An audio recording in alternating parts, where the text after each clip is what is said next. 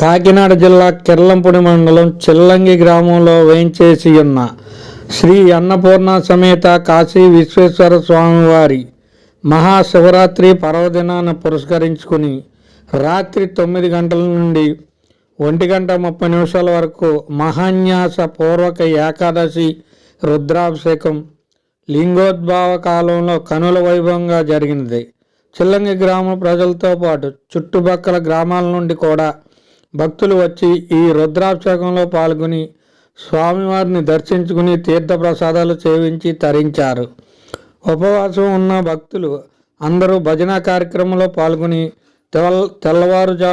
తెల్లవారులు జాగరణ చేసి స్వామివారిని దర్శించుకుని తీర్థప్రసాదాలు సేవించి తరించారు. భక్తులకు ఎటువంటి అసౌకర్యం కలగకుండా కమిటీ వారు ఆలయ అర్చకులు అన్ని ఏర్పాట్లు చేశారు.